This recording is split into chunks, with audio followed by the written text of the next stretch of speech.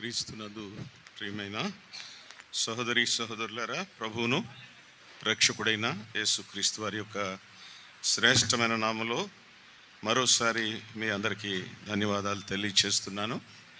స్థానిక సంఘ పెద్దలు, ప్రియులు, పరిచారకులు, సంఘం అంతటికీ కూడా మరోసారి నేను కృతజ్ఞతలు తెలియచేస్తూ ఉన్నాను. మీ మధ్యకు ప్రేమతో ఆహ్వానించి ఈ 2 దినాలు పరిచర్య చేయడానికి మీరు ఇచ్చినటువంటి మధురమైన సమయం కొరకై నేను కృతజ్ఞుడై ఉన్నానని జ్ఞాపకం చేస్తున్నాను. మధ్యాహ్న కాల సమయంలో మన ధ్యానం కొరకు 2 వచనాలు లేఖనాల్లోంచి మనం చదువుతాం. మనందరం ఎరిగినటువంటి లేఖన భాగాలు. అపొస్తలుడైన పౌలు తిమోతికి వ్రాసిన మొదటి పత్రిక. పౌలు గారు వ్రాసినటువంటి మొదటి పత్రిక 3వ అధ్యాయం. 3వ అధ్యాయంలో 14, 15, 16 వచనాలు. ఎన్నో సందర్భాలలో మనము ఈ మాటలను చదువుతూ ఉన్నాం. ఈ మధ్యాహ్న సమయంలో కూడా మరోసారి చదివి ప్రార్థన చేసుకుని ఆ ధ్యానాన్ని ఆరంభిద్దాం. 1 తిమోతి 3వ అధ్యాయం 14, 15 వచనాలు. శీఘ్రముగా నీ యొద్దకు వత్తునని నిరీక్షించుచున్నాను. అయినను నేను ఆలస్యము చేసినట్లా దేవుని మందిరములో, అనగా జీవము గల దేవుని సంఘములో జనులు ఎలాగూ ప్రవర్తింపవలనో అది నీకు తెలియవలెనని ఈ సంగతులను నీకు వ్రాయిచున్నాను. ఆ సంఘము సత్యమునకు స్తంభమును ఆధారమునై ఉన్నది. 2వ భాగం. అపొస్తలుల కార్యాల గ్రంథం 20వ అధ్యాయం 28వ వచనం. అపొస్తలుల కార్యాల గ్రంథం 20వ అధ్యాయం 28. దేవుడు తన స్వరక్తమిచ్చి సంపాదించిన తన సంఘమును కాయుటకు పరిశుద్ధాత్మ మిమ్మును దేనియందు అధ్యక్షులుగా ఉంచెను. ఆ యావత్తు మందను గూర్చియు మీ మట్టుకు మిమ్మను గూర్చియు జాగ్రత్తగా ఉండుడి. ప్రార్థన చేసుకుందాం. ప్రేమ నమ్మకం కలిగిన ప్రియ పరలోకపు తండ్రి, వందనాలు, స్తోత్రాలు. గతించిన 2 దినాలు మీ సేవకులను బలపరిచి వాడుకున్నందుకు వందనాలు. ఈరోజు ఉదయం కూడా 2 దీన సేవకులు నీ పక్షంగా నిలిచి వాక్యాన్ని వివరించడానికి సహాయం చేసినందుకు వందనాలు. ఈ మధ్యాహ్న సమయంలో కూడా మరోసారి మీరు మాట్లాడమని ప్రార్థన చేస్తున్నాం. మీరు మాట్లాడితే అందరికీ క్షేమం కలుగుతుంది. ఒక మనుషుడు హెచ్చించబడకుండా మీ ఘనమైన నామం హెచ్చించబడినట్లు మీ లేఖన పారాయణంలో మాకు సహాయం చేసి మందరితో మాట్లాడమని వాక్యమయ్యున్న యేసుక్రీస్తు వారి పేరట సహాయము కోరుచున్నాము తండ్రి. ఆమేన్. ప్రియులారా, మనం ఈ 2 దినాల్లో కూడా సంఘం, దాని అంశాలు, ఏదెను తోట నుండి 7 అంశాలు నేను మీతో చెప్పడానికి ప్రభు సహాయం చేశాడు. మరొక సందేశాన్ని కూడా మనం వినాలని మనం చేస్తున్నాం. అందరూ భోంచేశారా? మధ్యాహ్నం ప్రమాదం ఏంటంటే నిద్ర వచ్చేసాం. సహజంగా అందరికీ కూడా అన్నం తిన్న తర్వాత ఒక న్యాప్ అలాగా వేస్తే కొంచెం బడలిక తీరుతుంది. నేను ఆల్రెడీ వేసేసి వచ్చేసాను. నాకేం ప్రమాదం లేదు, మీకే ప్రమాదం. ఇప్పుడు ఎప్పుడో పైరెప్పలు కింద రెప్పని బతిమాలుతాయి, ఇంటూ గబుక్కుని ఇలాగంటాం అనమాట. చేత కొంచెం మెలకుగా ఉండి వినాలని జ్ఞాపకం చేస్తున్నాను. నేను మా జిల్లాలో జున్నూరు అనే హై స్కూల్లో పనిచేశాను. జున్నూరు హై స్కూల్లో మా హెడ్ మాస్టరు జనవరి నెలలో మొదలుపెట్టేశాడు. ఏమనంటే మాస్టర్లందరికీ కూడా 4 10th క్లాస్ సెక్షన్స్ ఉంటాయి. ఒక్కొక్క సెక్షన్లో 60, 50 ఇలాగా ఉంటారనమాట. ఇంచుమించుగా 240 మంది 10th విద్యార్థులు ఉంటారు. హెచ్ఎం గారు అన్నారు, జనవరి వచ్చేసింది సార్, మధ్యలో ఫిబ్రవరి, మార్చి పిల్లల పరీక్షలకు వెళ్ళాలి. ఈ 1వ తారీఖు లేక పొంగల్ తీసేద్దాం. పొంగల్ హాలిడేస్ అవగానే ఉపాధ్యాయులందరూ 10th క్లాస్ బోధించేవారు, మీరు రాత్రి 8 గంటల వరకు ఇక్కడ ఉండాలి. మరి ఏం చేస్తాం? వేరే క్లాసులు అవి తీసుకుని పిల్లలకి పాఠాలు చెప్పాలి అని అన్నాడు. అని ఒక మాట అన్నాడు, సార్ న్యూటన్ సార్, మీ క్లాసులో వెనకబడిన విద్యార్థులు ఎంతమంది ఉన్నారు అన్నాడు ఆయన. నేను అన్నాను, నాకు 2 ఉన్నారు సార్, వాళ్ళకి ఏబిసిడీలు కూడా రావు సార్, మరి 10th వచ్చేసారు, వాళ్ళు ముడ్డట్టుకుని గంటెత్తు వచ్చి అక్కడ పడిపోయారు, అందుచేత నాకు 2 ఉన్నారు సార్ అని.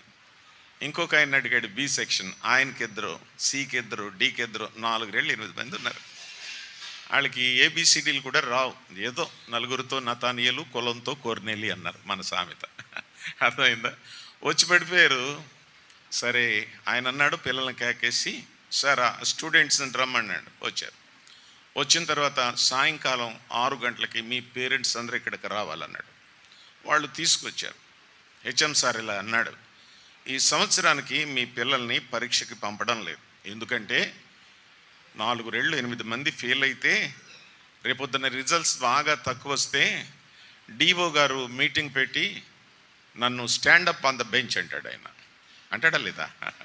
ఇంత తక్కువ వచ్చింది ఏంటి పరిస్థితి, అందుకని పిల్లల్ని ఇక్కడే ఉంచేస్తాం, బాగా నలుగుతుంది చదువు, నెక్స్ట్ ఇయర్ రాస్తారని. తల్లిదండ్రులందరూ ఏడ్చారు, అదేంటి సార్ సంవత్సరం అంతా అయిపోయింది, ఇప్పుడు ఇలా చెప్తే ఎలా సార్ అని. ఓ పని చేయండి, మీరందరూ కాగితాలు రాసివ్వండి, ఇంటి దగ్గర పిల్లల్ని బాగా చదివిస్తామని రాయండి, మేము కూడా చదివిస్తాం, స్కూల్ అయిపోగానే ఇంటికి పంపం, మీరు వాళ్ళ కోసం ఏం కంగారు పడకండి, పొద్దున్నే పంపేయండి 8 గంటలకి, అక్కడి నుంచి ప్రైవేట్ క్లాసులు చెప్తాం, మధ్యాహ్నం భోజనాలు కూడా మీ పిల్లలకి తీసుకొచ్చి ఇవ్వండి, రాత్రి 8ంటికి వస్తారు అని చెప్పన్నాడు. అని ఆయన పిల్లలకి తల్లిదండ్రులకి చెప్తే వాళ్ళందరూ ఓకే అన్నారు. ఓకే అన్న తర్వాత తల్లిదండ్రులు వెళ్ళిపోతున్నారు, నా క్లాసులో 2 వెళ్తున్నారు. వాడు ఒకడు నాకంటే హైట్ ఉంటాడు, 10th క్లాస్ విద్యార్థి, పక్కోడు భుజం మీద చెయ్యేసి, హెడ్ మాస్టర్కి ఏం తెలుసురా నా సంగతే, న్యూటన్ బాబు గారికి ఏం తెలుసురా, పరీక్షలో కొంచెం తల అలాగే ఎత్తేనండి చాలు మొత్తం రాస్తానన్నాడు. అంటే చూసి రాస్తాడని అర్థం అన్నమాట. అది నేను విన్నాను, ఏం మాట్లాడలేదు. హెచ్ఎం సార్ అన్నాడు, సార్ వాడు ఏంటి అంటున్నాడు, సీనుగాడు అన్నాడు. అంటే నేనేం మాట్లాడలేదు. పక్కవాడిని కాకేశాడు, ఏడు రాయడు అంటున్నాడు. అంటే న్యూటన్ బాబు సార్కి ఏం తెలుసు, హెచ్ఎం సార్కి ఏం తెలుసు నా సంగతి, పరీక్షలో మంచి వాచర్ పడి కొంచెం తల అలాగే ఎత్తితే చాలు మొత్తం స్ట్రోకింగ్, పెన్న కథలకు కూడా చూసి ఎక్కిస్తానంటున్నాడు సార్ అన్నాడు. ఆయన బ్రాహ్మణులు ఒత్తులు పలికి, పెదవా చచ్చినోడా పనికి మాలినోడా నీ బతుకంతా ఇంతేరా అని చెప్పి బాగా తీర్చాడు. అర్థమైందా? అలా జరిగింది. పరీక్షలు వచ్చేసాయి, నేను వేరే డిపార్ట్మెంట్ ఆఫీసర్కి వెళ్ళిపోవాలి, పిల్లలందరికీ చెప్పాం ఇలా చేయండి, ఇలా రాయండి, ఇలాగ అన్నీ చెప్పాం. ఆ తర్వాత కొంతమంది హిందువులు పిల్లలు కూడా ప్రార్థన చేయండి అంటారు, చేసాం అందరి కోసం. అయిపోయింది. మొట్టమొదటి పరీక్ష జరిగింది. పిల్లలందరూ ఫోన్ చేశారు, సార్ మీరు చెప్పిన ఎన్ని వచ్చినాయి సార్ అన్నాడు. మరి అలాగే ఉంటుంది అబ్బాయి, చదువుకుంటేనే అన్నాడు. రెండోసారి కూడా నా పేపర్ కాకపోయినా చెప్పారు, సార్ ఈవేళ కూడా బాగుంది సార్ అన్నాడు. అందరూ బాగుంది సార్ అన్నారు. సరే సీన్గాడు కూడా ఫోన్ చేశాడు నాకు, బాగా రాశాను సార్ అన్నాడు. అరే నువ్వు కూడా బాగా రాశావా అన్నాను. రాశాను సార్ అన్నాడు. రిజల్ట్స్ వచ్చేసినాయి. నా క్లాసు 62 59 గుర్తులేదు, కానీ 50 మందికి ఇంచుమించుగా అన్ని ఫస్ట్ క్లాసులు వచ్చేసి అందరికీ. అబ్బా ఇంకెంత సంతోషం అన్నమాట. అందరూ ఫోన్ చేశారు. హెచ్ఎం కూడా ఫోన్ చేసి, సార్ అన్ని క్లాసుల కంటే మీ క్లాస్ పర్సంటేజ్ బాగుంది సార్ అన్నాడు. థ్యాంక్ యూ సార్ అన్నాను. సీన్గడ్ ఫోన్ చేశాడు నాకు. సీన్గడ్ ఫోన్ చేశాడు, నమస్తే సార్ అన్నాడు. ఎరా నమస్తే సీను అంటే, నేను కూడా ఫస్ట్ క్లాస్లో పాస్ అయ్యాను సార్. అయ్యి బాబోయ్ నువ్వు పాస్ అయ్యావా, ఏబిడి సీడీలు రానోడు నువ్వు ఫస్ట్ క్లాస్లో పాస్ అయ్యావంటే, పాస్ అయ్యాను సార్ అన్నాడు. ఎలా కుదిరిందిరా అన్నాను. అందరూ మంచి వాచర్లు వచ్చారు సార్ అన్నాడు. అందరూ మంచి వాచర్లు వచ్చారు సార్ అంచేత తలెత్తాను సార్, మొత్తం ఎక్కించాను సార్ అన్నాడు. పిల్లలు అలా ఉంటారు అనమాట. ఆడు కూడా పాస్ అయ్యాడు. హెడ్ మాస్టర్ కూడా ఫోన్ చేసి, సార్ మీ సీనుగడ పాస్ అయ్యాడండి. బయటికి అందరూ పాస్ అయ్యారు. ఓకే మీరు నిద్ర లేవాలి, ఇంకా లేవలేదు, అందుకని ఇదంతాను. ఇంకొంచెం 2 నిమిషాలు. ఏమైందో తెలుసా, ఎగ్జామ్స్ అయిపోయినాయి, క్లాసులో పాస్ అయ్యాడు. మా స్కూల్కి కార్పొరేట్ కాలేజ్ వాళ్ళు వచ్చేసారు. శ్రీ చైతన్య, ఆ చైతన్య, ఇంకా ఆదిత్య, ఈదిత్య, వీళ్ళందరూ వచ్చేసారు. ఫస్ట్ క్లాసులో వచ్చిన వాళ్ళందరినీ కూడా ఏమంటున్నారంటే, సార్ మాకు ఒక 10 మందిని ఇవ్వండి సార్. వాళ్ళకి ఫస్ట్ క్లాసులో వచ్చిన వాళ్ళే కావాలి, ప్రైవేట్ వాళ్ళకి ఫెయిల్ అయిపోయిన వాళ్ళు ఏం చదివించలేరు. మంచి క్లాసులు వచ్చిన వాళ్ళు తీసుకెళ్తారు. సరే అందరినీ వాళ్ళు అడిగారు. హెడ్ మాస్టర్ వాళ్ళకి ఏదో హెల్ప్ చేశాడు. మా క్లాసులో సీనిగడు కూడా ఆదిత్య కాలేజీకి వెళ్ళాడు. ఆదిత్య కాలేజీకి వెళ్ళాడు. నేను కూడా సంతోషించాను. ఆదిత్య కాలేజీలో ఏమన్నారంటే, అబ్బాయిలు మీకు యూనిఫామ్ ఇస్తాం, మధ్యాహ్నం భోజనం పెడతాం, మీ ఇంటికి కారేసుకొస్తాం, పొద్దున్న మిమ్మల్ని తీసుకెళ్తాం, రాత్రి 8ంటికి మళ్ళీ దించుతాం, మీరు ఏం చేయక్కర్లేదు, పుస్తకాలు అట్టుకుని రావడం అన్నారు. ఆదిత్య వాళ్ళు సీనిగడిని తీసుకెళ్ళిపోయారు. తీసుకెళ్ళిన తర్వాత మొదటి రోజు ఎవరు ఏమన్నారు టీచర్స్, మేము కూడా ఏమనం. ఆ తర్వాత 2 రోజులు పోయిన తర్వాత లెక్కల మేస్టారు వచ్చారట. సీన్ ఎవడు అన్నాడట. వాడు చాలా పొడవుంటాడు. నేను సార్ అన్నాడట. లెక్కల్లో 98 అన్నాడట. ఎస్ సార్ అన్నాడట. లెక్కల మేస్టర్ అన్నారంట, A+B+² ఎంతో చెప్పరు అన్నాడట. ఆడికి ABCDలే రావు. A+B+² అంటే మాట్లాడలేదండి. 98 ఎలాగొచ్చారా నీకు అన్నాడంట. ఏం మాట్లాడలేదు. కూర్చో అన్నాడట. ఆ తర్వాత ఆయన వెళ్ళిపోయిన తర్వాత ఇంగ్లీష్ మాస్టర్ వచ్చాడంట. అది 98 చూసుకాపి. అది 98 వచ్చింది. ఎవడరా సీన్ అన్నాడు. నేను సార్ అన్నాడు. బాగా మంచి మార్కులు వచ్చాయిరా అని చెప్పి, నేను నిన్ను ప్రశ్న అడుగుతున్నాను చెప్పరా అన్నాడట. పార్ట్స్ ఆఫ్ స్పీచ్ చెప్పన్నాడంట. తెలుగులో భాషా భాగములు ఎన్ని ఉంటాయి అన్నమాట. పార్ట్స్ ఆఫ్ స్పీచ్ ఎన్నో చెప్పన్నాడు అనమాట. అర్థమైందా? ఈడు పార్ట్లే ఈడికి తెలియదు. ఇంక ఇంగ్లీష్లో పార్ట్స్ ఆఫ్ నౌన్, ప్రొనౌన్ ఏం మర్చిపోయి నేను కూడా 8 ఉంటాయి కదా, ఒక్కడ చెప్పలేదంట. 98 మార్కులు వచ్చినాయి, పార్ట్స్ ఆఫ్ స్పీచ్ తెలియదు అన్నాడట. పక్కోడు అన్నాడట, ఒరే నీ పాటలే నీకు తెలియదు. పిల్లల సంగతాలను. ఓకే, ఒక వారం రోజులైంది. వచ్చిన మాస్టర్ ఎలా సీనిగడిని ప్రశ్నిస్తున్నారు. ఎందుకంటే అంత మార్కులు వచ్చేసి మరి అన్నీ అని అడుగుతూ ఉంటే ఇంకా తట్టుకోలేక బడి మానేశాడు. మానేసినట్టుంటే బాగుండు. అది డిసెంబర్ నెల. అర్థమైందా? ఎక్కడో క్రిస్మస్లో వాక్యం చెప్పడానికి వెళ్ళాను. అర్ధరాత్రి క్రిస్మస్ కార్యక్రమం అయ్యేటికి 11:30 అయింది. అక్కడే మా స్కూల్ ఎదురుకున్న పెట్రోల్ బంక్ ఉందన్నమాట. వెళ్ళేటప్పుడే నా చేతక్ బండి రిజర్వ్డ్కి వచ్చేసింది. పాప వినాలి, రిజర్వ్డ్కి వచ్చేసింది. రిజర్వ్డ్కి వచ్చినా మళ్ళీ కాసేపు వస్తుంది కదా అని చెప్పి తిరిగి వచ్చేటప్పుడు కొట్టిద్దామని అక్కడికి వచ్చాను. వచ్చేటప్పటికి నేను పెట్రోల్ బంక్ దగ్గరకి, బాబు నేను ముసుగేసుకున్నాను, చలికి కోట్ వేసుకున్నాను, బూట్ వేసుకున్నాను, గ్లౌజులు వేసుకున్నాను, చలిగాలి శీతాకాలం కదా. అప్పుడు బండి ఆపి పర్సు తీసి, బాబు ఒక 100 రూపాయలు పెట్రోల్ కొట్టినాయినా అన్నాను. వాడు 200 కొట్టేశాడు. నాకేం గుండె ఆగిపోయింది. నా దగ్గర 100 రూపాయలే ఉంది. బాబు నా దగ్గర 100 ఉందిరా, నువ్వు 200 కొట్టేవేంటంటే, ముసుగు తీసి నేను సీన్ గండి అన్నాడు. అర్థమైందా? నేను సీన్ గండి. ఒరే నువ్వు ఆతిథ్యకి వెళ్ళావు కదంటారంటే అప్పుడు చెప్పాడు అనమాట. ఆతిథ్యాలు ఈ ప్రశ్నలు వేశారు, ఆ ప్రశ్నలు వేశారు, ఈ ప్రశ్నలు వేశారు. ఇంకా అని మనకు చేత కాదు కదా సార్, మన చూసుకాపీ బేరం కదా సార్, నేను మానేశాను సార్ అన్నాడు. అప్పుడు నాకు ఆఖరిని ప్రశ్న వచ్చింది. యారా సీన్గా 200 కొట్టావు, నా దగ్గర 100 ఉన్నారంటే, ఏం పర్లేదురా సార్, వెనకాల వచ్చిన అందరికి ఒక పాయింట్ నొక్కుతాను సార్ అన్నాడు. అంటే పెట్రోల్లో కూడా ఇలా ఉంటుంది అనమాట. వెనకాల వచ్చిన వాడికెల్లా ఒక పాయింట్ నొక్కుతాను సార్. ఎంత సార్? అది నా చేతిలో ఉందన్నాడు అనమాట. నేను ఎందుకు చెప్తున్నానంటే, యారా ఎక్కడున్నావంటే, చూసి రాకపోతే ఇక్కడే ఉంటాం మాస్టర్, మీరు ఎంతో బాగా చెప్పారు, మేము చదువుకోలేకపోయాను, నాకు ఎక్కలేదు సార్, నాలాంటి వాళ్ళు పెట్రోల్ బంకులోనూ లేకపోతే ఈ బళ్ళు బాగు చేసి కూడా ఉంటారు సార్ అని చెప్పి అన్నాడు. మెలకులోకి వచ్చారా? Okay okay. మనం చక్కని వచనాలు చదువుకున్నాం. 2 ప్రాముఖ్యమైన వచనాలు, చాలా శ్రేష్టమైన సంగతులు. జీవము గల దేవుని సంఘములో జనులు ఎలాగూ నడుచుకునవలెనో అది మీకు తెలియవలెనని ఈ ఉత్తరం తిమోతి నేను నీకు రాస్తున్నాను అన్నాడు. సంఘం ఎలాంటిది? జీవము కలిగినది. జీవము గల దేవుని సంఘములో ఆయన ప్రజలైనటువంటి వారు ఎలా నడుచుకోవాలి? అబ్బబో చాలా చాలా చాలా చాలా విషయాలు ఉన్నాయని చెప్పి మనకు తెలుసు. ఎన్నోసార్లు వినేశాం. తిమోతి మొదటి పత్రిక 3వ అధ్యాయంలో 14, 15, 16 ఆ సంఘము సత్యమునకు స్తంభమును ఆధారమునై ఉన్నది అని కూడా పరిశుద్ధాత్మ దేవుడు పౌలు గారి ద్వారా యవనస్తుడైన తిమోతికి వ్రాసి ఇచ్చినటువంటి ఉత్తరం. సత్యమునకు స్తంభము ఆధారమైనది. సంఘాలకు పునాది సత్యం, అబద్ధం కాదు అని జ్ఞాపకం చేస్తున్నాను. సత్యమునకు స్తంభము అది ఆధారమైనది.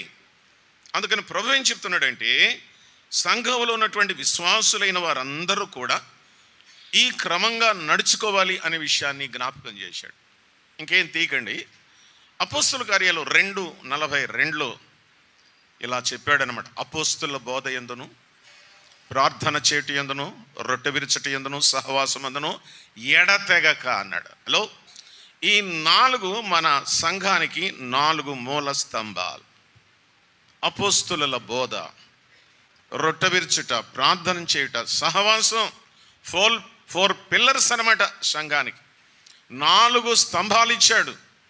ఈ 4 స్తంభాల మీద మనం ఆధారపడి మన స్థానిక సంఘాలను నడిపించుకోవలసినటువంటి ఆవశ్యకత ఉందని జ్ఞాపకం చేస్తున్నాడు.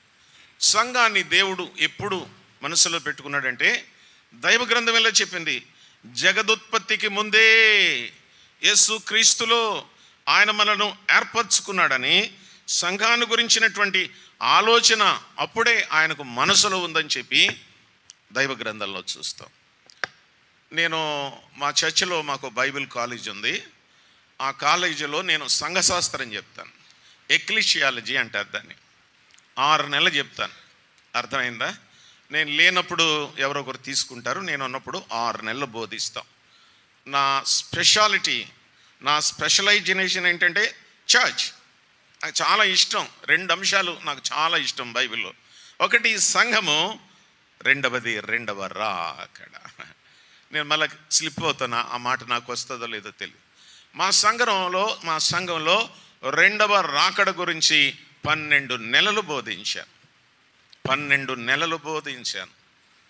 ఇంచుమించుగా నెలకి 2 వారాలు ఇచ్చారు, సార్ ఈ సబ్జెక్ట్ పూర్తి చేయండి అని.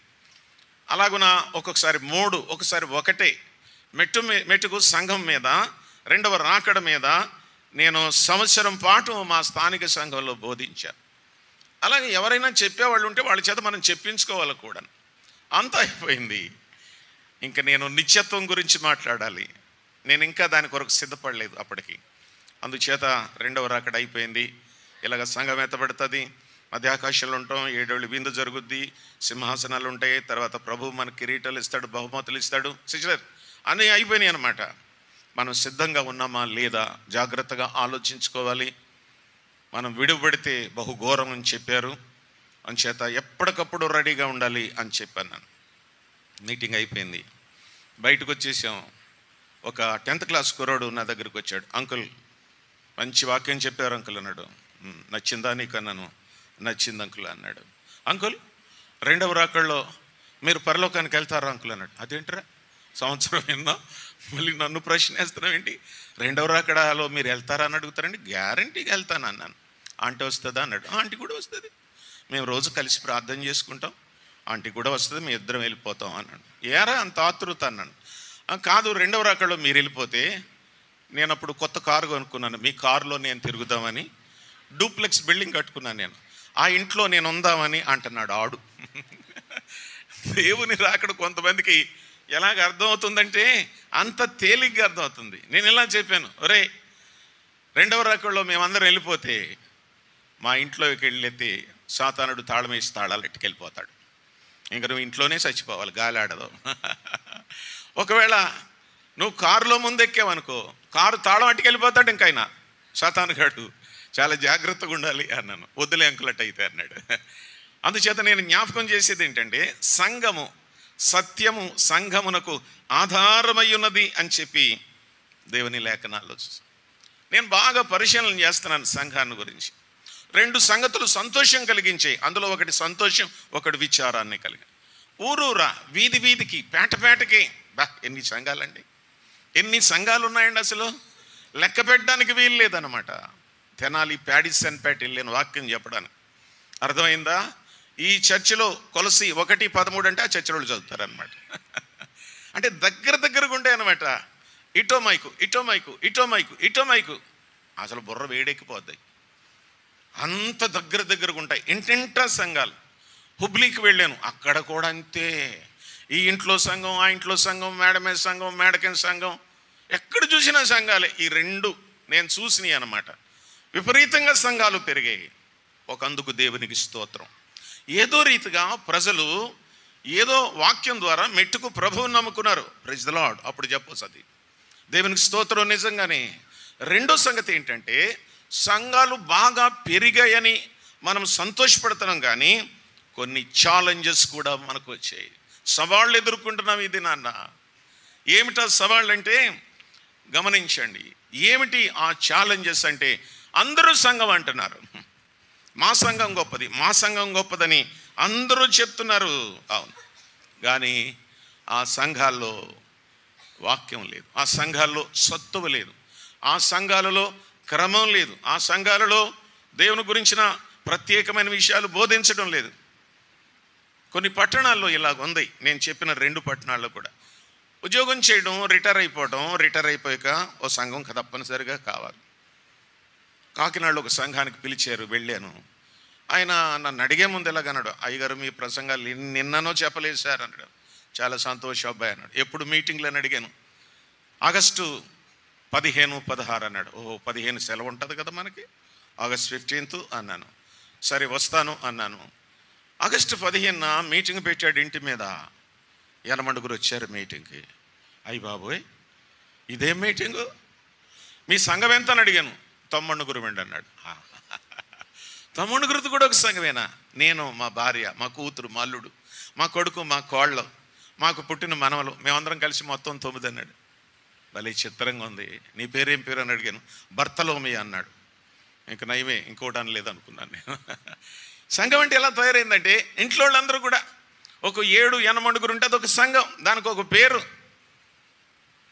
కానీ అది క్రమమైందా కాదని దేవుడు చూస్తున్నాడు. అదే మనం సవాళ్ళు. ఇప్పుడు ఎక్కడ చూసినా సంఘాలు 4 లోపాలు జరుగుతున్నాయి సంఘాల్లో ఉన్నటువంటి వారికి. మనకు కూడా ఏమిటి ఆ పొరపాట్లు అంటే, సంఘాలలో పెద్దలుగా, పరిచారకులుగా, సువార్థికులుగా ఉన్నవారికి సరైన థియాలజికల్ ట్రైనింగ్ లేదు. అంటే నాకు లేదు, అన్నోళ్ళకి లేదు. మేము ప్రభు పాదాల దగ్గర నేర్చుకున్నాం. నేనేమి మామూలుగా బైబిల్ కాలేజీకి వెళ్ళలేదు, అన్నీ ఆయన పాదాల దగ్గరే. భక్తులు రాసిన పుస్తకాలు చదువుకుని నేర్చుకున్నాం, వంట పట్టుకున్నాం. కానీ ఈ రోజుల్లో అంత మాత్రానికి సరిపోదు. మనకి శాస్త్రాలన్నీ తెలియాలి, ఎక్లిషియాలు తెలియాలి, క్రిస్టాలజీ తెలియాలి, ఎంజియాలజీ తెలియాలి, న్యూమటాలజీ తెలియాలి. 20 శాస్త్రాలు ఉంటాయండి. అవన్నీ మనకు తెలియాలి.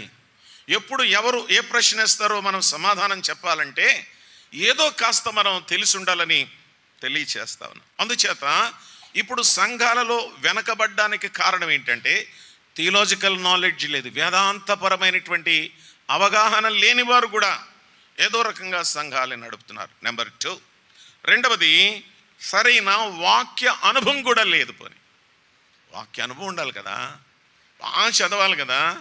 ఒకటి వేదాంతపరమైన విద్య లేదు, రెండో సంగతి వాక్య అనుభవం కూడా లేదు. నెంబర్ 3, మన మధ్యలో మాదిరికరమైన సంఘాలు కూడా లేవు.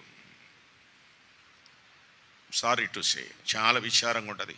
మన మధ్యలో కూడా మాదిరికరమైన సంఘాలు, బ్రదర్ ఈ సంఘానికి వెళ్తే బాగుంటుంది సార్, అంత బాగుంది అని చెప్పుకునేటువంటి విధానాలు ఎక్కడో చోట లోపం, పొరపాటు కనిపిస్తుంది. అందుచేత 3 డిఫెక్ట్స్ కనపడుతున్నాయి.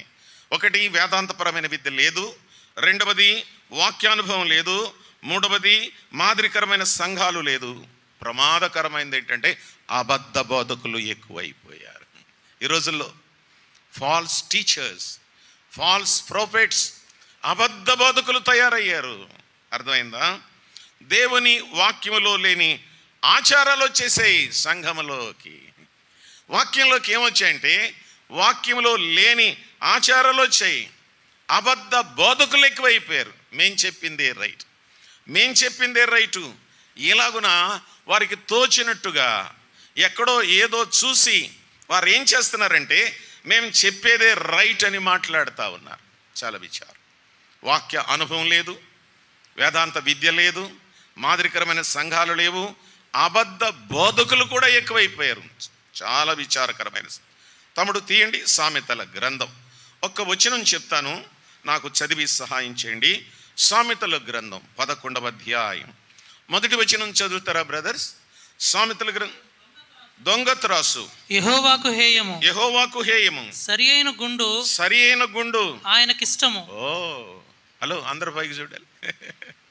హైదరాబాద్లో సేవకుల సదస్సు జరుగుతుందంట, తెలంగాణ సేవకుల సదస్సు. హలో, ఎవరిదో మన వాళ్ళు లేరులే అక్కడ. ఒక ఆయన బెంగళూరు నుంచి పిలిచారట, మంచి క్లాస్ ఇచ్చాడంట, టీచింగ్ ఇచ్చాడట. అందరూ మధ్యాహ్నం లంచ్కి వెళ్ళారు 2 గంటకి. మళ్ళీ 2:30కి మనం తిరిగి కలుసుకుందామని ప్రకటన చేశారు. ఆయనకు ఒక మంచి లాడ్జ్ తీశారు బెంగళూరు నుంచి వచ్చిన ఆయనకి. దాదాపు ఒక 50 మంది సేవకులు వచ్చారు. 2 అయిపోయింది. ఆయనకు ఫోన్ చేస్తున్నారు, లిఫ్ట్ చేయట్లేదు ఆయన ఫోను. బహుశా కునికేసాడేమో తెలియదు, లేకపోతే సెల్లో స్విచ్ ఆఫ్ అయిపోయిందేమో తెలియదు. 2:30 అయిపోయింది. వెళ్ళిన కారు తిరిగి రాలేదు. ఇంకా 1/2 గంట అయిపోయింది. మొదలెట్టాలి, మళ్ళీ 6ంటికి కుదిలేయాలి, అందరిని ఎక్కడోళ్ళు అక్కడికి వెళ్ళాలి కదా. ఈలోగా అన్నారట ఒక ఆయన, అన్న ఆయన వచ్చే వరకు మీరేదోటి చెప్పండి అన్నారట. మీరేదోటి చెప్పండి అంటే ఆయన లేచి నిలబడి అన్నాడట, సామెతల గ్రంథం 11వ అధ్యాయం తీయండి అన్నాడట. అక్కడ ఇలాగుంది, దొంగ త్రాసు యెహోవాకు హేయము, సరైన గుండు ఆయనకి ఇష్టం అని చదివించి నా వైపు చూడాలి. ఇప్పుడు త్రాసు పాములు చాలా రకాలు ఉంటాయి అన్నాడంట ఆయన. ఉన్నారా ఇక్కడ? మంగళగిరి అని మన అడ్రస్. తాసు పాములు చాలా రకాలు ఉంటాయి. తెల్ల తాసు ఉంటుంది, నల్ల తాసు ఉంటుంది, జెర్రుగొడ్డు ఉంటుంది, అది ఉంటుంది, ఇది ఉంటుంది. మనకి లోకంలో తెలియని ఒక తాసును గురించి రాశాడు ఇక్కడ. ఏంటది? దొంగ తాసు అన్నాడంట. దొంగ తాసు అన్నాడు. అదేనా అసలు మీనింగ్ ఇక్కడ? కాదు. త్రాసు అని అంటే ఏంటి చెప్పండి అర్రా? తక్కెడ, తూనిక గురించి మాట్లాడుతున్నాడు ఇక్కడ ప్రభు. ఆ సేవకుడు అన్నాడు దొంగ తాసు, తెల్ల తాసు, నల్ల తాసు, జెర్రుగొడ్డు, మచ్చల తాసు, ఇవన్నీ చెప్పి దొంగ తాసు అన్నాడంట. మేరుబాగులు అందరూ అలా వింటున్నారట. త్రాసు గురించి రాశాడు తక్కడ. చాలామంది నన్ను ప్రశ్నలు అడుగుతారు, నేను జవాబులు చెప్తాను. ఒక ఆయన ఇలాగ అడిగాడు, sir do why Christians did business, క్రైస్తవులు వ్యాపారం చేయొచ్చా అన్నాడు. షూర్, ఖచ్చితంగా చేసుకోవచ్చు. క్రైస్తవులు కూడా వ్యాపారం. ఇతర దేశాల్లో వ్యాపారం చేసేవాళ్ళంతా క్రైస్తవులే. మన దేశంలో చెయ్యరు కూడా. నేను అక్కడ బియ్యం కొట్టెట్టాను అనుకోండి, 3వ రోజున మూసేయాల్సిందే. ముందు అడుగుతారు, ఆ కొట్టేవడదరా అని అడుగుతారు అన్నాడు. పలానా ప్యాంట్లో పాస్టర్ అన్నారు అనుకో, ఇంకంతే మన బిజినెస్ అయిపోయినట్టు. మన భారతదేశం అంత కుల వివక్షతో ఉన్నటువంటి దేశం. ఇంకొక 200 సంవత్సరాలైనా ఈ దేశం మారదు. అర్థమైందా? ఇంతే ఈ సంగతి. వ్యాపారం చేసుకోవచ్చు క్రైస్తవులు కూడా. రోజు కూలి పనికి వెళ్తే ఎంత ఇస్తారు మీ ఊర్లో? ఆడవాళ్ళకి 600, 700 ఇస్తారు. మగవాళ్ళకైతే 9 ఇస్తారు, మేస్త్రులకైతే 10 ఇస్తారు. ఒక రోజుకి 1000 రూపాయలు కూలి తెచ్చుకున్నారు బయటికి వెళ్ళి. వయసులో పెద్దోళ్ళు ఉంటారు, రిటైర్ అయిపోయిన వాళ్ళు, లేకపోతే ఇంకా బలహీనులు. వాళ్ళు ఏదో చిన్న బడ్డీ కొట్టెట్టుకుని ఏన వస్తువులు చిన్నవి అమ్ముకోవచ్చు, తప్పేమీ కాదు అది. అర్థమైందా? చిన్న వ్యాపారం చేసుకోవచ్చు. దాని మీద తమ్ముడు ఇలారా వంశీ, ఏం జరిగిందనంటే వ్యాపారం చేయొచ్చు కానీ ఎక్కువ లాభం వేసుకోకూడదు. అర్థమైందా? 1,00,000 సోపు నాకు తెలియదులే, బజార్లో ఎంత? 14 వేసుకోండి, 20 వేసుకోండి, పని గుర్తులేదు. ₹1 వేసుకుని అమ్ముకోండి, తప్పే ఉంది. ₹1 వేసుకుని అమ్ముకోండి. 777 రైస్ తెచ్చారు. కొంచెం కిందకు వస్తావా లేకపోతే సౌండ్ పెంచుతావా? సౌండ్ పెంచండి. మీటింగ్లో ఆఖరికి వచ్చినప్పుడు ఇలాగే ఉంటాయి సెట్లు అన్నీ. అర్థమైందా? ఓకే. కనుక ₹1 వేసుకోండి. 777 రైస్ తెచ్చారు. మీరు 1200కో 1250కో తెచ్చారు. ఏదో ఒక ₹5 వేసుకోండి, తప్పే ఉంది. ఓకే ఒక ₹2 వేసుకోండి, ఒక ₹5 వేసుకోండి, తప్పేమీ కాదు. అది మనం రోజు కూలి పని చేయలేక కూర్చుని చేసుకునే వ్యాపారం. అంతేగాని అమృతాంజనం ₹20 తెప్పి ₹40 అమ్మితే మటాష్, అంతే నీ వ్యాపారం. నీ షాప్ మూసేస్తాడు దేవుడు వెంటనే. తగుమాత్రంగా చేసుకోవచ్చు. నేను ఇంతకీ చెప్పేది ఏంటంటే, త్రాసును గురించి ప్రభువు చెప్పాడు, తూనికను గురించి మాట్లాడాడు. కానీ ఆయన ఏం చెప్తున్నాడంటే పాముల గురించి చెప్తున్నాడు. జాగ్రత్త, అలాంటి చోటుకి వెళ్ళకండి. వాక్యం తెలియనటువంటి వ్యక్తుల మధ్య మనం వాక్యం వినడం వలన చాలా నష్టపోతాం. వాళ్ళు కరెక్ట్గా చెప్పరని కూడా నేను ప్రభువు పేరట జ్ఞాపకం చేస్తాను. 4 సంగతులు చెప్పాను. 1, వేదాంత విద్య లేదు. 2, వాక్యానుభవం లేదు. 3, మాదిరికరమైన సంఘాలు లేవు. 4, దేవుని వాక్యంలో లేని ఆచారాలు, దుర్బోధలు ఎక్కువైపోయినాయి. అవును, దుర్బోధలు ఎక్కువైపోయినాయి. లేని విషయాలకు మనం ఎప్పుడూ కూడా పెద్దపీట వేస్తాం. వాక్యాన్ని వక్రీకరించి బోధించడం అనేకమైన సమస్యలు సంఘాల్లో మనం చూస్తూ ఉన్నాం ప్రియులారా, చాలా చూస్తున్నాం. అందుచేత ఏం జరుగుతుందంటే వాక్యం ఉన్నదున్నట్టుగా మనకు అందడం లేదు. దానికి తోడు భయంకరమైనటువంటి ఆచారాలు వచ్చి మనం ఎంత మంచివాళ్ళం చెప్పనా? మీకు ఆశ్చర్యంగా ఉంటుంది అన్నమాట. ప్రభువా, మా అబ్బాయిని పెళ్లి కొడుకుని చేస్తున్నావు నాయనా, నొలిగేస్తావు నాయనా, పసుపు కూడా వేస్తావు నాయనా, పీట మీద కూర్చోబెడతావు నాయనా, నెత్తి మీద నూనె వేస్తావు నాయనా, నువ్వు వచ్చి మా అబ్బాయిని దీవించు నాయనా. అలా చూస్తున్నారేంటి గుడ్లు రుంతు? మా పాపకి శ్రీమంతం చేస్తున్నావు నాయనా. ఇది ఎక్కడిది వచ్చింది? క్రైస్తవులకు శ్రీమంతాలు వచ్చాయా? మా పాపను కూర్చోబెడతాం, కన్సీవ్ అయ్యింది, గాజులు వేస్తాం, పువ్వులు వేస్తాం, వచ్చిన ఆడవాళ్ళందరికీ కూడా ఒక జాకెట్ ముక్కెత్తాం, మంచి భోజనం పెడతాం. లేని గొడవలు ఇవన్నీ. అసలు మనం ఎరగం ఈ సంగతి. మన పితరులు మనకు చెప్పలేదు. ఇప్పుడు ఏమైందంటే కొత్త విషయాలు మన సంఘాల్లోకి చోటు చేసుకున్నాయి. కొత్త విషయాలు వచ్చాయి. ప్రభువా, మేము శుభలేఖకి 4 పక్కల పసుపు రాస్తాం నాయన, కొద్దిగా సెంటు కూడా రాస్తాం నాయన. మన సంగతులే ఏరేంటో చూస్తున్నారు కానీ అర్థమైందా? శుభలేఖకి 4 పక్కన పసుపు రాసి కొంచెం సెంటు కూడా రాస్తావు నాయన, నువ్వు వచ్చి దీవించు నాయన. వస్తాడాయన పసుపులు రాసి నలుగులు పెట్టి ఆ మధ్యలో సెంటు రాస్తే వస్తాడాయన.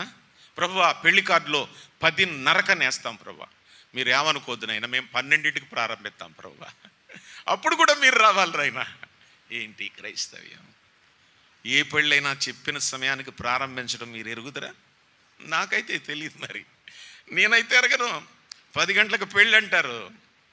అబ్బో, అమ్మగారు వచ్చేటికి 11, 12 అవుతుంది. బ్యూటీ క్లినిక్ నుంచి పేడలాగా రాసేసి, కోతులాగా ఎదరక పీకేసి, జుట్టులు చిత్రంగా చేసేసి, అసలు ఆ పిల్లకి డెకరేషన్ చేయకముందే ఎంతో అందంగా ఉంటుంది, చాలా బాగుంటుంది. నేను అంటాను, మరి అలా చెయ్యొద్దు అంటున్నాను. ఏదో తక్కువగా చేయండి. మరీ పిచ్చగా చేస్తే పెళ్ళి కొడుకు రాత్రి అంటాడు, పొద్దున్న చూసింది నిన్నేనా అంటాడు అనమాట. పొద్దున్న మేకప్లో ఒకలాగా కనపడ్డావు, రాత్రి ఇంకోలాగా ఉన్నావు. మనమేనా పెళ్లి చేసుకుంటా? పాదరు ఎక్కడున్నాడు చేసినోడు? అసలు ఆడపిల్లలు అందంగా ఉండాలని నేను కోరుకుంటాను. నాకు కూతురు ఉంది, మనవరాలు ఉంది. తగు మాత్రంగా కొంచెం వాళ్ళకి కొంత కలరింగ్ ఇచ్చి వాళ్ళు అందంగా సిద్ధం చేసుకోవాలి. మళ్ళీ జీవితంలో పెళ్ళి అస్తమానం చేసుకోం కదా పాపా. జీవితంలో పెళ్ళి అస్తమానం జరగదు, ఒకసారి జరుగుద్ది. అందుకని ఫోటోలకి వాటికి వీటికి అని కొంచెం శుభ్రంగా చేస్తాం. మరీ పేడలాగా చేస్తే అలా ఉంటుంది. మనం ఏమంటున్నాం? మేము ఎలా చేసినా సరే నువ్వు రావాలి అని అంటున్నాం. ఇది క్రమమా అని అడుగుతున్నాను నేను. సహజంగా 1/4 గంట, అరగంట లేట్ అవుతుంది. ఇంకా లేట్ అయిందంటే 45 నిమిషాలు, ఇంకాదకూడదు అనుకుంటే 1 గంట. అంతగా మించి ఇలాగా చేస్తే అది క్రైస్తవ వివాహం అవుతుందా? నో. పెళ్ళిళ్ళు ఇచ్చిపుచ్చుకుని ఇక్కడ మన పెద్దోళ్ళే ఇలాగ అంటున్నారు, పేరెంట్ వాళ్ళు రండి అంటున్నారు. వాళ్ళు ఎవళ్ళు? పేరెంట్ వాళ్ళు రండి అంటున్నారు. మరి మీ ప్రక్కన అంటారో లేదు? మా సంఘంలో నేను ఇలా చెప్పి, పేరెంటాలు గేరంటాలు అన్నారా, తొక్క తీసేస్తాను జాగ్రత్త, అలాగ అనొద్దు. సోదరులు రండి. ఏ తప్ప ఇది? పేరెంట్ వాళ్ళు ఎక్కడి నుంచి వచ్చారు? మనకి కాపీ కొట్టాం మనం ఎక్కడి నుంచో. పేరెంట్ వాళ్ళు ఏంటమ్మా? సహోదరులు రండి, వాళ్ళు ఇచ్చిన మీరు తీసుకెళ్ళండి, మీరు ఇచ్చే వాళ్ళు తీసుకుంటారు. సిస్టర్స్ రండి అనాలి, పేరెంట్ వాళ్ళు అంట. ఇవన్నీ కొత్త మాటలు అన్నమాట. నో, మనం అలాంటి మాటలు ఉచ్చరించడానికి వీలు లేదు. ఆయన చెప్పినట్లు చేయాలి సంఘం. సత్యం అంటే అదనమాట. ఆయన చెప్పినట్లు మనం ఎలా చేయాలో, జీవగల దేవుని సంఘములో జనులు ఎలాగున నడుచుకోవాలో చెప్పేశాడు అన్నిని. ప్రతి దానికి కూడా రెఫరెన్స్ ఉంది. ఏది చెయ్యాలో ఏది చేయకూడదో ప్రభువు చెప్పాడు. అందుచేత మనం ఏం చేయాలంటే వాక్యానుసారంగా పెద్దలతోటి, పెద్ద తల్లులైన వారు ఉంటారు, అనుభవం కలిగిన వారు, అమ్మ దగ్గరికి వెళ్ళి లేక పెద్దమ్మ దగ్గరికి వెళ్ళి, అత్తయ్య ఎలా చేయాలో మీరు దగ్గరుండి చేయండి అత్తయ్య, అక్క మీరు ఉండండి అక్క, మాకు తెలియదక్క అని చెప్పాలి తప్ప వాళ్ళు సలహా తీసుకోకుండా మనకు మనమే అది చేసి ఇది చేస్తే దేవుడు అటువంటి పెళ్ళిళ్ళకి రాడు. అటువంటి విషయాలకు ఆయన ఆహ్వానించడం కూడా పెద్ద పాపం అవుతుందని చెప్పి నేను జ్ఞాపకం చేస్తున్నాను. అంచేత ఇక ముందు ఎప్పుడు కూడా పేరెంటాళ్ళు అనొద్దు, మీరంతే సోదరీలు అనండి. బొందులు అంటారా? ఎందుకు అనరు? సోమవారం సూపులు, మంగళవారం ముహూర్తం, బుధవారం బంధులు, గురువారం ఆకువక్క, శుక్రవారం భోజనాలు, శనివారం పెళ్ళి, ఆదివారం విడాకులు. సరిపోయిందా? మన సంగతులు ఇలా ఉంటాయి. అర్థమైందా? సోమవారం సూపులు, మంగళవారం ముహూర్తం, బుధవారం బొందులు. ఏంటో దానికి పసుపు రాసి 5 రొట్టుకుని అట్లాగి ఇట్లాగి దాని పీకి బిగిసిపోద్దేమని నాకు కంగారు ఎత్తిపోద్దు కొన్నిసార్లు. మాన్పించేసేవాళ్ళండి. బొందులు వేసి గురువారం ఆకు ఒక్క, శుక్రవారం భోజనాలు, శనివారం పెళ్ళి, ఆదివారం వచ్చేటప్పుడు విడాకులు. ఎంత తేలికైపోయింది వివాహ వ్యవస్థ మన దృష్టిలో. దేవునికి ఇష్టం లేని సంగతులు విశ్వాసులైన వారు ఎవరు చేయడానికి తెగించకూడదు, సాహసించకూడదు. పెద్దలను అడగాలి, వాళ్ళు ఎలా చెప్తే అలాగే చేయాలనే విషయాన్ని నేను ప్రభువు పేట జ్ఞాపకం చేస్తున్నాను. దైవ గ్రంథంలో ఎన్ని ఉదాహరణలు ఉన్నాయో. ఊరికి ఎలాగంటున్నాను, నోహుతో ప్రభు అన్నాడు, నువ్వు వాడకట్టు అన్నాడు. అనడలేదా? ఇంత పొడవు, ఇంత వెడల్పు, చితిసారకం రాను, టేకు కాదు, తుమ్మ చెక్క కాదు, మద్ది చక్కెర కాదు, చితిసారకం రానుతో వాడకట్టాలి. 3 స్టైర్స్ పెట్టాలి, ఇన్ని కిటికీలు పెట్టాలి, జంతువులన్నీ అందులోకి రావాలి. నాకు దేవుడు వాడ నిర్మాణాన్ని చెప్పాడు. నిర్గమాకాండం 25లో మోషేకు ప్రత్యక్షపు గుడారాన్ని గురించి చెప్పాడు. ఇంత పొడవు ఉండాలి, ఇంత వెడల్పు ఉండాలి, ఆ కొలుకులు ఉండాలి, అందులో ఈ రాళ్లను దూర్చాలి, దాని మీద మందసం ఉండాలి, మన్నా గల పాత్ర ఉండాలి, దీపవృక్షం ఉండాలి, అన్నీ చెప్పాడండి. దేవుడు చెప్పంది ఏదీ లేదు. మనం ఏం చేయాలనే విషయాలు అన్నీ చెప్పుకుంటూ వచ్చాడు. కొలతలు చెప్పాడు, ఉండవలసిన అంశాలు చెప్పాడు, ఇవన్నీ చెప్పాడు. జాగ్రత్త. అలాగున మనం లేఖనానుసారంగా జీవగల దేవుని సంఘంలో విశ్వాసులమైన మనము, జనులు, రక్షించబడిన వారు ఈలాగున నడుచుకోవాలని చెప్పి లేఖనాల్లో మనం చూస్తున్నాం. అర్థమైందా? చాలా జాగ్రత్తగా వీటిని మనం అర్థం చేసుకోవాలి. మళ్ళా చెప్తున్నాను, కొత్త నిబంధన సంఘములో అసలు సంఘం అంటే ఏంటో విషయాన్ని మనం తెలుసుకోవాలి. అది మన కాన్సెప్ట్ అర్థం కావాలి. మనకు సంపూర్ణంగా అర్థమైన తర్వాతే దాంట్లో మనం కొనసాగించాలి అనే విషయాన్ని కూడా ప్రభు లేఖనాల్లో తెలియచేస్తున్నాడు. మా దగ్గరికి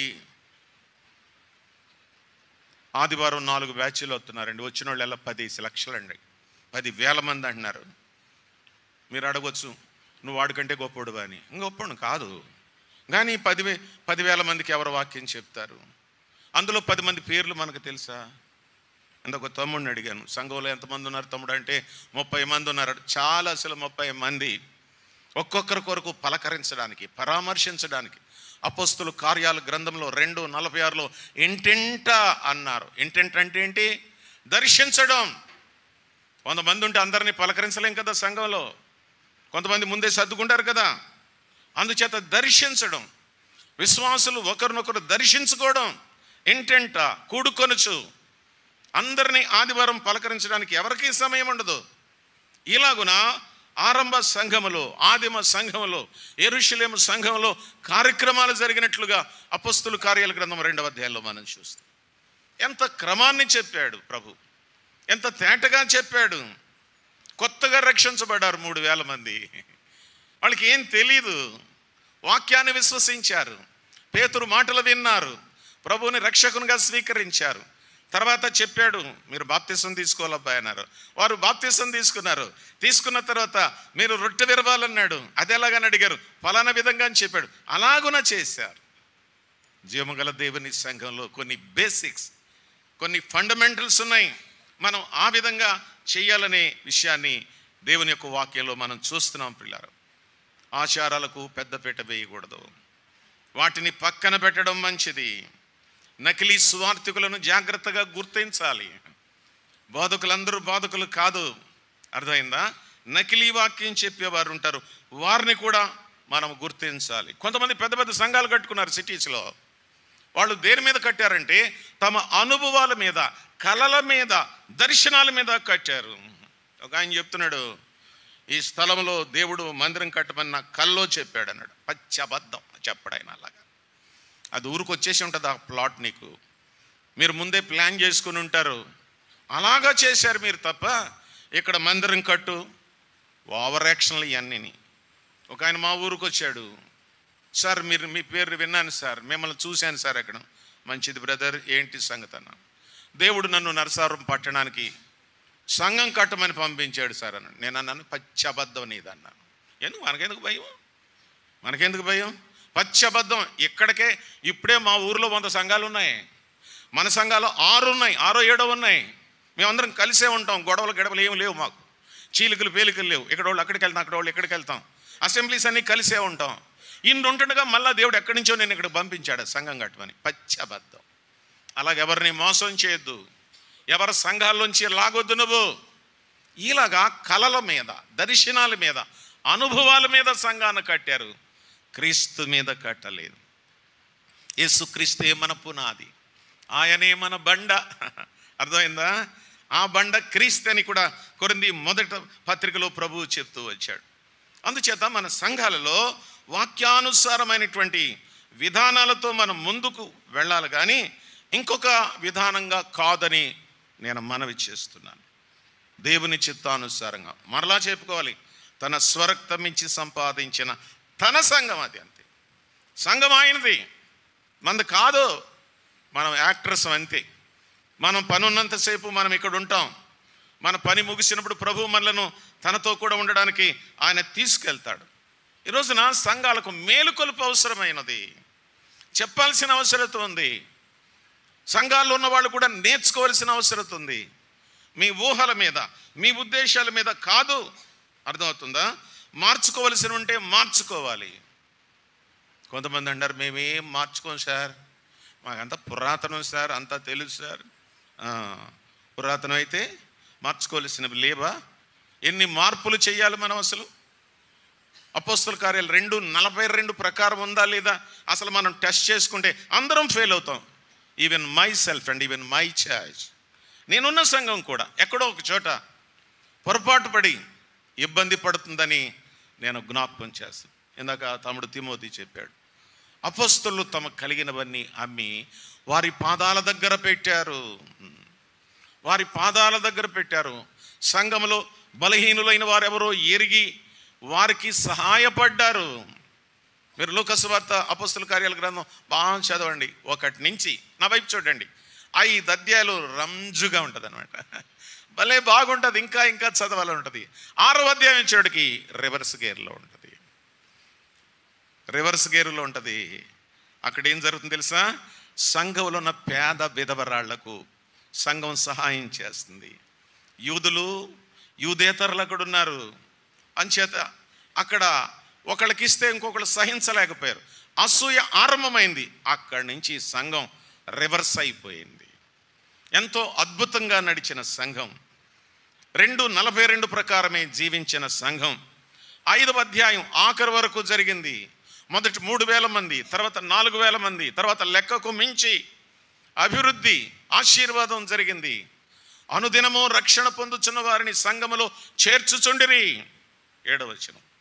అనుదినము కూడా 2వ అధ్యాయంలో రక్షణ పొందుచున్న వారిని సంఘంలో చేర్చుకుంటూ వస్తున్నారు. డైలీ నమోదవుతున్నారు. ఇప్పుడు అన్నోళ్ళు చెప్పారు, సంతోషించాం. మీటింగులకి ఓ 10 మంది మారు మనసు పొందడం, బాప్తీసాలు ఇవ్వడం, సంఘంలో చేర్చబడడం. పోనీ దేవునికి స్తోత్రం. అలాగైనా జరుగుతున్నందుకు దేవుని స్తుతించాలి. ఆ రోజుల్లో అనుదినం జరిగిందని చెప్పి దేవుని లేఖనాల్లో మనం చూస్తున్నాం. అందుచేత నేను చెప్పేది ఏంటంటే, అంతటితో మనం తృప్తి చెందకూడదు. మన సంఘాలు విస్తరించాలి, ఇంకా అభివృద్ధి చెందాలి, ఇంకా అనేకమైనటువంటి విషయాలకు ప్రాధాన్యత ఇవ్వాలి. మన మధ్య కూడా విభేదాలు ఏమీ ఉంచుకోవడానికి వీల్లేదు. విభేదాలు ఏమి ఉంచుకోవడానికి వీల్లేదు. అవును, మనం ప్రభువుని నమ్ముకుంటే మనందరం ఒకటే. అర్థమైందా? నేను ధైర్యంగా చెప్తున్నాను, నేను చేశాను కనుక. మన పిల్లలకు కూడా మారు మనసు పొందిన వాళ్ళు ఎవరైనా చేసేయచ్చు. వీళ్ళు మాలోళ్ళ, మాదిగోళ్ళ. నో, బైబిల్ అలా లేదే. మీరు ఎండియా, ఎంఎల్ఆ, బండా, రిక్షా, ఎన్ని పేర్లో మనకే. సాక్షా, ఈనాడా, నాకు అర్థం కావట్లేదు. అక్కడికి వెళ్ళినప్పుడు అడుగుతున్నారు, అనియా మీరు సాక్షా, ఈనాడు అన్నారు. నాకు అర్థం కాలేదు. మాకు ఇంటికి సాక్షి అవుతుందిరా నన్ను. అది కాదన్నయ్య, బండా, rickshaw, 2, 3. What is this nonsense? ఏంటి సంగతి? 200 సంవత్సరాలు అయిపోయినాయి మన సంఘాలు ఆరంభించబడి. ఇప్పటికింకా మాస్టర్ గారు మా అబ్బాయికి మా క్యాస్ట్లోనే చూడండి మాస్టర్ గారు. నేను ఎక్కడ పుట్టించను వీళ్ళందరినీ, ఏదో అక్కడ చుట్టరికి ఉందని చెప్తాం, కానీ మళ్ళీ నేను కూడా మీరు ఏ క్యాస్ట్ అని అడగనా? నాకే సిగ్గేస్తుంది అలాగ అడగడానికి. మనం ఏమంటున్నాం మన పిల్లలకి? మనోళ్ళు అయితేనే బాగుండదు సార్, వేరే కులస్తులు వద్దు సార్. మన సంఘానికి మేలుకొలుపు అవసరం లేదా? గ్యారంటీగా కావాలి. ఎంత వెనుకబడి ఉన్నామో మనకే తెలిసిపోతుంది ప్రియులరా. చాలా జాగ్రత్త. ఒక ఆయన అడిగారు, ఓ సేవకుని, పేరు చెప్పను, మీరెవరు అని అడిగారు. నేను మనిషిని అన్నాడు ఆయన. అలా కాదు సార్, మీరు ఏ క్యాస్ట్ అని అడిగారు. ఆయన ఇలాగన్నాడు, జాగ్రత్తగా వినాలి, మీరు కూడా పట్టుకోవాలి. మా తాత వైశ్య అంటే కౌంటోడు. అర్థమైందా? మా తాత వైశ్య. అర్థమైందా? మా తాత క్షత్రియ, రాజులు వాళ్ళు. ఆ తర్వాత అర్థం అవడానికి చెప్తున్నాను, మా నాన్న మాల, మా అమ్మ మాదిగా. నేనేంటో చెప్పండి, నేను చాకలోళ్ళని చేసుకున్నాను అన్నాడు. ఎలా ఉంది వరుస? ఎలా ఉంది వరుస? క్రీస్తు రక్తములో కడగబడితే చాలంతే. చేసుకోవడం తప్పేమీ కాదు. రక్షించబడిన వారినే చేసుకోవాలి. That must be sure. నేను బల్లగుద్ది చెప్తానంతే. అవిశ్వాసులతో మీరు విజ్జోడుగా ఉండకుడి అన్నాడు ప్రభు. రక్షించబడిన వారు, అమ్మా మీ అమ్మాయి కొంచెం లేట్ అయినా కనిపెట్టండి. రక్షించబడిన అబ్బాయినే చేయండి. నేను మళ్ళీ లైన్లోకి వచ్చేస్తాను, నేనేమి లూప్ లైన్లోకి వెళ్ళడం లేదు. మన పిల్లలు మారు మనసు పొందితే కొంచెం లేట్ అయినా కానీ వాళ్ళకి రక్షించబడిన వారిని చేద్దాం. కులం అడగొద్దు, అసలు క్యాస్ట్ అడగొద్దు. ప్రభువు నమ్ముకున్నాడా లేదా, ప్రభువు నమ్ముకున్నదా లేదా, ఈ రెండే తీసుకుందాం. ఎవరు కోసినా రక్తమైనా మనమే చెప్తాం మళ్ళా. అర్థమైందా? గమనించండి. లోకంలో ప్రజలు ఏమంటున్నారు తెలుసా? యాక్సిడెంట్ అయితే ఎవడ రక్తమైనా పర్లేదు సార్, గ్రూప్ సరిపోతే చాలు. ఏ కులమైనా అక్కడేమీ తేడా ఉండదు. ప్రమాదకరమైన పరిస్థితులు అలా చేస్తాం, కానీ వివాహాల దగ్గరికి వచ్చేటడికి, మన పిల్లలకు పెళ్ళిళ్ళు చేసే దగ్గరికి వచ్చేటడికి మనం ఎంతసేపు సంకుచిత స్వభావం కలిగినటువంటి వాళ్ళంగా ఉండడం దేవుడు అంగీకరించాడు. ప్రియులారా, సంఘంలో ఈ ముడతలన్నీ ఉన్నాయన్నాడు ప్రభు. ఎఫెసీ 5:25 అటువలే ఇలా చెప్పాడు. క్రీస్తు కూడా సంఘమును ప్రేమించి ఏమన్నాడు తెలుసా? అది కళంకమైనను ముడతైనను ఆ తర్వాత మరేదైనను లేక పరిశుద్ధమైనది గాను నిర్దోషమైనది గాను మహిమ గల సంఘము గాను ఆయన తన ఎదుట దాన్ని నిలువబెట్టుకుని వలని వాక్యముతో ఉదక స్నానం చేత దాన్ని పవిత్రపరిచి పరిశుద్ధ పరచుటకై దాని కొరకు తన్ను తాను అప్పగించుకొనెను. అది మన పాయింట్. చాలా నేర్చుకోవాల్సిన అవసరం. మన సంఘాలకు మేలుకొలుపు అవసరమైంది. వాక్యపు వెలుగులో మనం పరిశీలన చేసుకోవాల్సిన అవసరం ఉంది. ఎదిగిన కుమారులు ఉన్నారు, ఎదిగిన కుమార్తెలు ఉన్నారు. నమ్మిన వారిని, యేసు ప్రభువుని అంగీకరించిన వారిని వెతికి పట్టుకొని, ఏ కులస్తుడైనా ఏ మతస్థుడైనా ప్రభువు నమ్ముకుంటే చాలని మన వివాహాలు జరిగించాలి. ఇది వాక్యంలో ఉన్నటువంటి ప్రాముఖ్యమైన సత్యం అని చెప్పి నేను తెలియచేస్తా ఉన్నాను. మన సంఘాలు దేవుని మహిమపరిచే వాటిగా ఉండాలి. దేవునికి మహిమ ఘనత ప్రభావాలు కలిగేలాగా ఉండాలి తప్ప మనమే సరిపెట్టుకోవడం అంత సరైన పద్ధతి కాదని జ్ఞాపకం చేయాలి. మనం సత్యాన్ని ఎరిగిన వాళ్ళం, మర్చిపోతే తెలుసా? సత్యమునకు స్తంభం అని చదువుకున్నాం తిమోతి 1:3 సత్యాన్ని ఎరిగినటువంటి వాళ్ళం, సత్యాన్ని విశ్వసించినటువంటి వాళ్ళం, సత్యమైన క్రీస్తుకు అంటుకట్టబడ్డామని చెప్తున్నాం. మీరు ఏ సంఘం సార్? మేము బ్రదరన్ సార్. అబ్బో చాలా సంతోషం. సత్యం తెలుసు, సత్యాన్ని ఎరుగుదురు, సత్యానికి అంటుకట్టబడిన విశ్వాసుల సమూహము. మన సామాన్యమైన గుంపు కాదు. వాక్యం బాగా ఎరిగినటువంటి సంఘం. ఒక ఉద్దేశం లేకుండా, దేవుని చిత్తం లేకుండా, మన ఇష్టానుసారంగా మనకు నచ్చినట్టుగా మన కుటుంబాల్ని నడుపుకుంటే సర్వోన్నతుడైన దేవుడు సహించలేడు.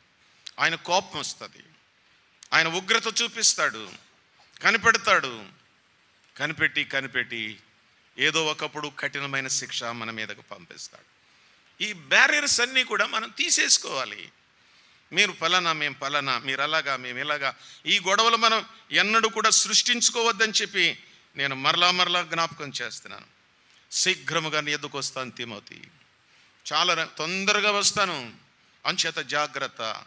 నేను నీకేం చెప్పానో, నువ్వు సంఘంలో ఏం చెప్తున్నావో, మీ సంఘస్థులను ఎలా చెప్తున్నావో, ఇవన్నీ జాగ్రత్తగా నువ్వు సరి చేసుకోవాల్సిన అవసరం ఉంది. ప్రతిరోజు కూడా మన సంఘాలను, మన జీవితాలను పరీక్ష చేసుకోవాల్సిన ప్రాముఖ్యమైన అవసరత. గనుక జీవగల దేవుని సంఘం ఇది సజీవుడైన దేవుని సంఘం. జీవం గలదే, ఆయన సజీవుడు, చనిపోయాడు, సమాధి చేయబడ్డాడు, మృత్యుంజయుడై తిరిగి లేచాడు. మీరు అపోస్తల కార్యాల గ్రంథం చదండి.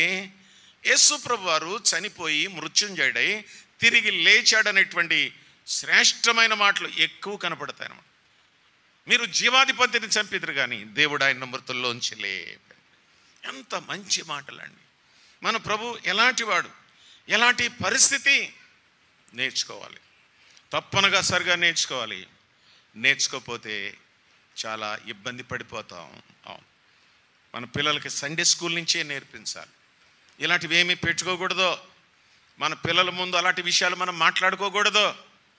కులాల గురించి, ఇలా మిగతా విషయాల గురించి అస్సలు మాట్లాడకూడదు.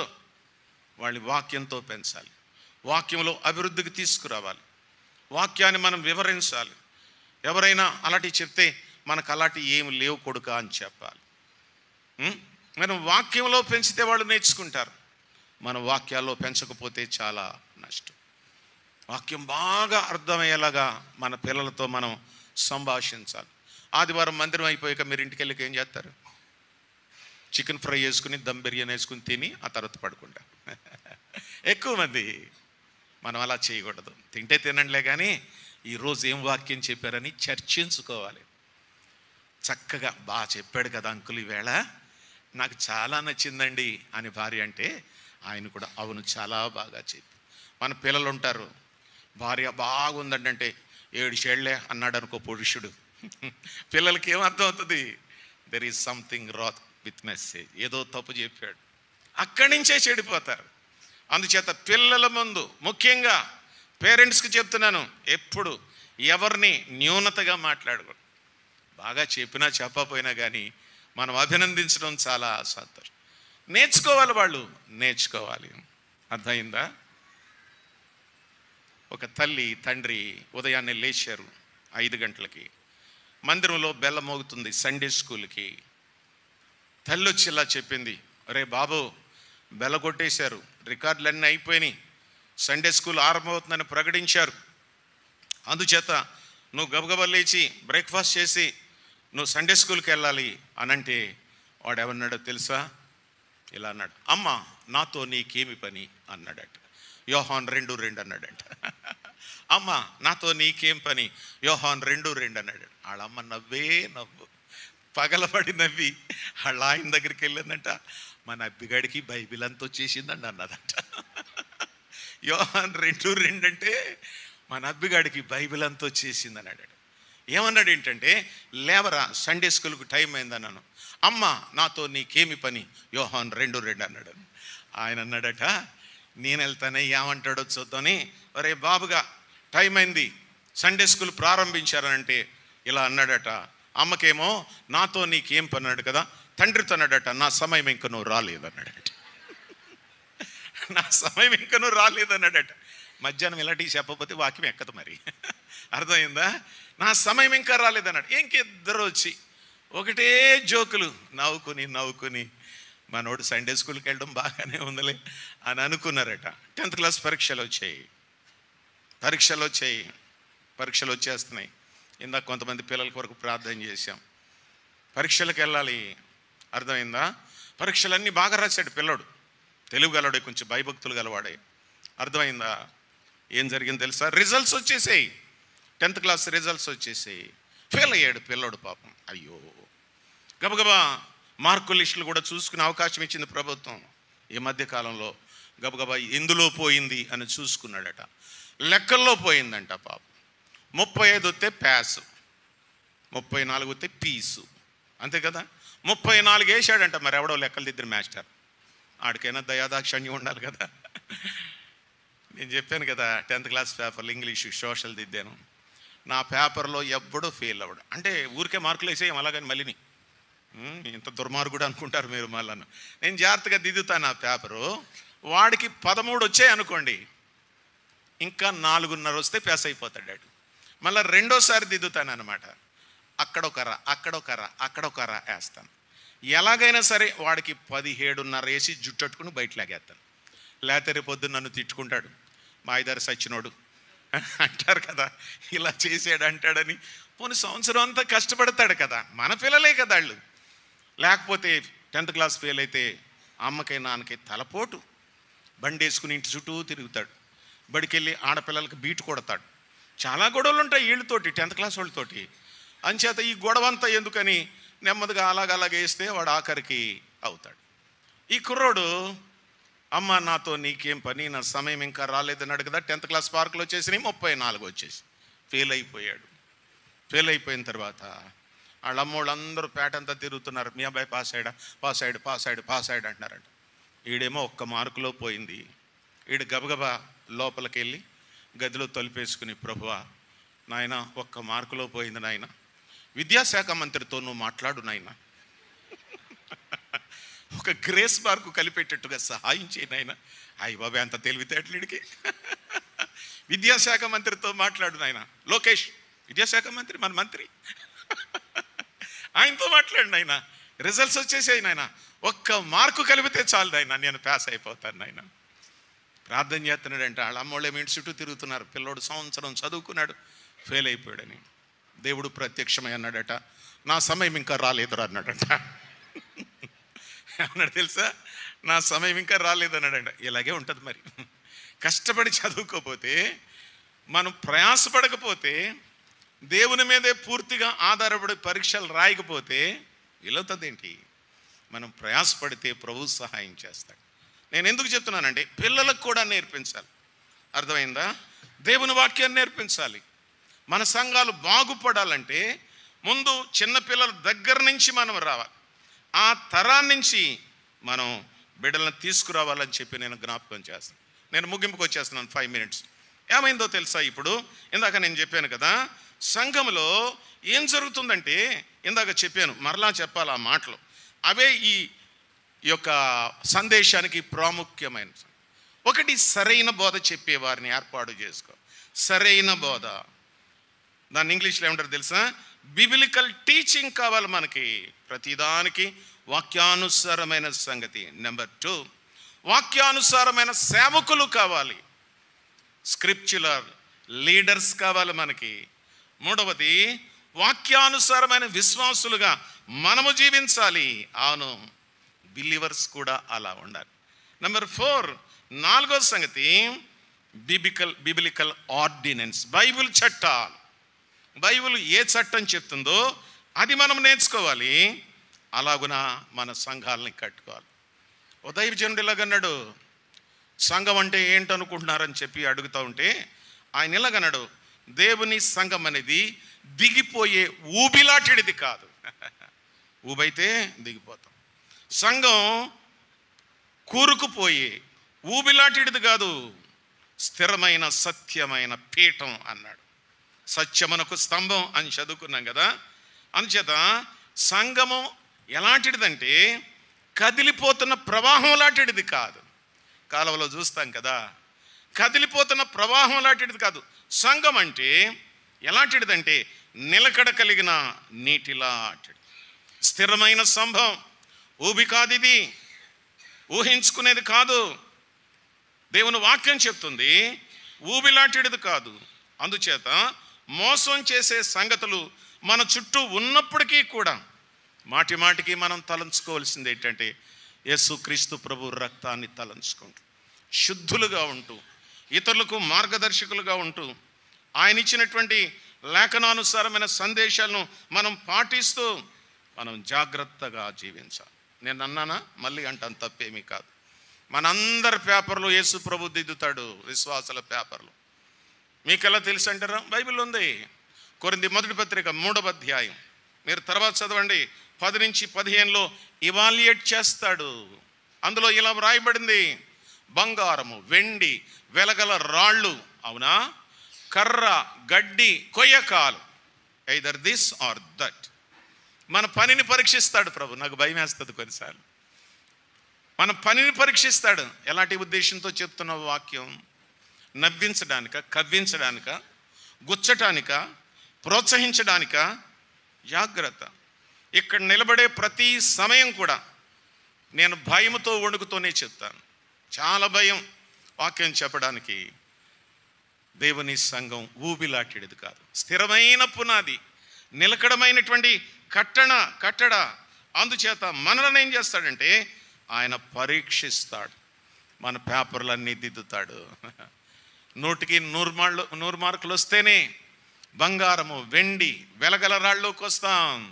కొయ్య, గడ్డి, కర్రకాలు 0 అంతే. 0. చాలా జాగ్రత్త. ఎవాల్యూషన్ చేస్తాడు. మన సంఘాలను క్షమిస్తాడు, మన సేవను క్షమిస్తాడు, మన విశ్వాస జీవితాన్ని ఆయన క్షమిస్తాడు, సమీక్షిస్తాడు కూడా.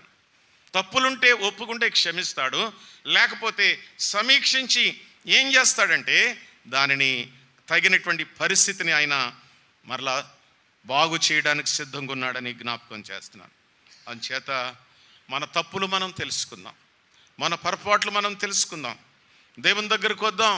వ్యక్తిగతంగా ముఖ్యంగా నేను ఇలా చేయలేకపోతున్నాను, నన్ను క్షమించు ప్రభువా అని అడుగుదాం. ఎవరో ఒక కోడిని అడిగారంట. కోడి తెలుసు కదా, కోడిపుంజు తెలుసు కదా. కోడిపుంజుతో మాట్లాడారట. ఏమన్నారో తెలుసా? ఇలాగ అడిగారంట, ఏంటే కోడిపుంజా, నీ పేక కోసేస్తున్నారేంటి ఆదివారం అన్నారంట. ఆదివారం ఇంటికాడ ఉంటారు కదా, కోళ్ళని వండుకుంటారు కదా. ఏమిటే కోడిపుంజా లేకపోతే కోడిపెట్ట, నీ పీక అలా కోసేస్తున్నారంటే కోడి ఇలా చెప్పిందంట, మనుషులను పొద్దున్నే లేపేవాడిని అలాగే కోసేస్తారందంట.